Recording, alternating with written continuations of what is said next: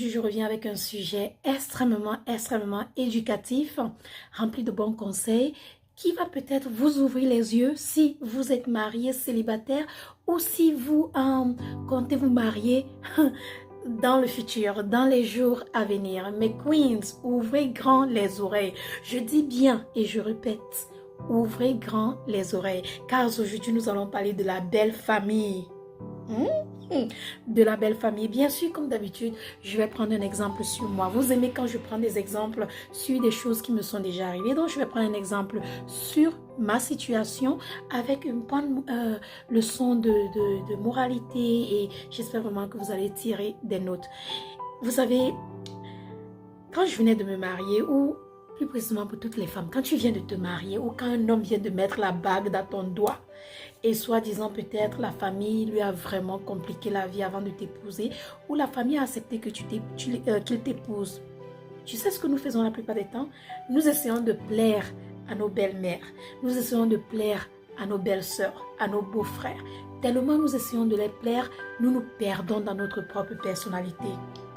J'ai appris ça un peu plus tard dans le mariage, mais grâce à Dieu, maintenant que j'ai grandi dans mon mariage, je peux venir vous donner des conseils qui vont vous aider dans votre mariage ou si vous vous mariez un jour ou si vous êtes déjà marié. Écoutez-moi attentivement.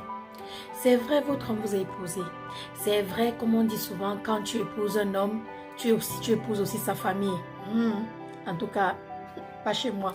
Ou quand un homme épouse une femme, il épouse aussi la famille de la femme. Ça, je suis d'accord.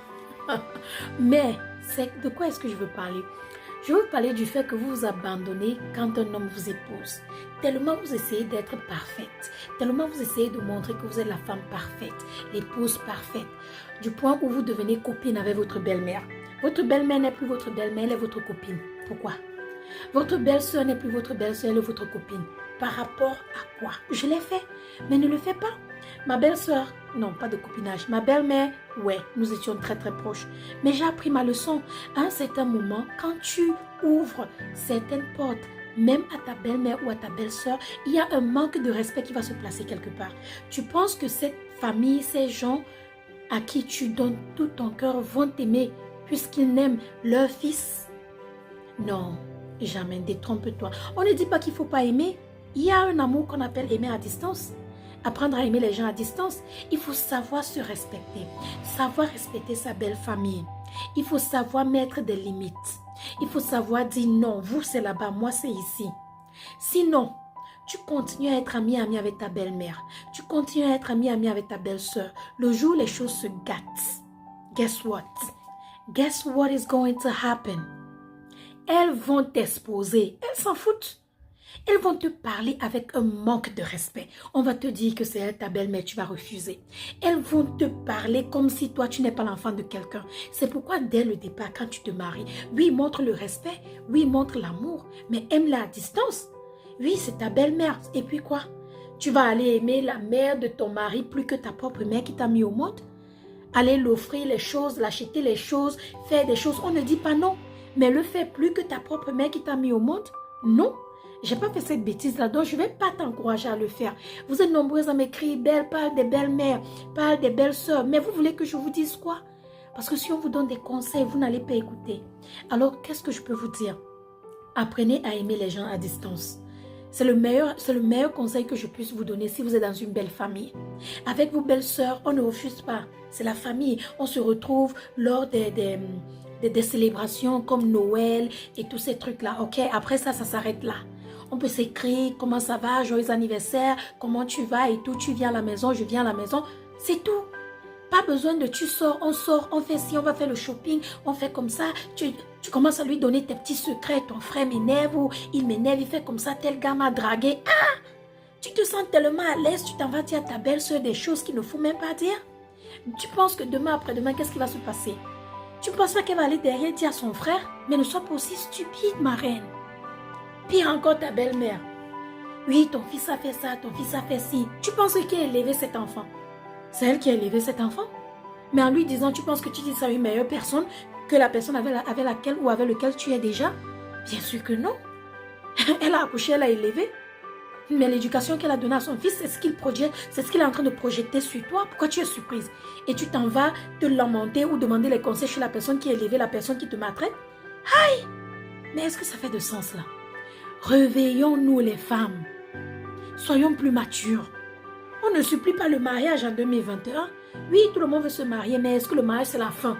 Le mariage c'est pas la fin d'une personne. Le mariage c'est quoi? C'est un bout de papier. Vaut mieux encore vivre ensemble et se promettre de ne pas se tromper que d'aller signer un bout de papier qui va vous mettre dans une prison toute votre vie. Je ne dis pas qu'il ne faut pas se marier, mais je dis qu'il faut savoir faire la différence entre sa belle famille, sa belle sœur et son mariage. Laisse-les là-bas avec leur fils. Respecte-les, donne-les si il faut leur donner si tu veux. Célèbre-les quand tu veux, si tu peux. Fais ce qu'il faut, respecte, fais tout ce qu'il faut. Mais après ça, tu coupes les ponts. Tu restes chez toi, c'est comme ça on va te respecter. Parce que si elles ne savent pas, si elles ne connaissent pas ta vie, si elles ne connaissent pas tes secrets, si elles ne savent pas ce que tu traverses, demain après-demain, elles n'auront pas le culot de venir te parler, te dire n'importe quoi, te manquer du respect, parce qu'elles ne savent pas, elles ne connaissent pas ta vie. En tout cas, si vous avez autre chose à rajouter, faites-le sous les commentaires, j'aimerais bien savoir. Dites-moi ce que vous en pensez de ce sujet. Il était un sujet qu'il fallait vraiment que je touche. Parce que vous êtes nombreuses à m'écrire, à me demander des conseils. Mais il n'y a pas de magie à ça. Il fallait que je sois vraie. Il fallait que je sois directe. Parce que si je vous donne des conseils, je dois vous donner des bons conseils, de bons conseils. Des conseils qui vont vous aider à grandir, à mûrir. À être plus forte, que ce soit dans votre relation, que ce soit toute seule ou que ce soit dans le futur. À être plus mature, à mieux réfléchir, à mieux faire des décisions. Donc voilà.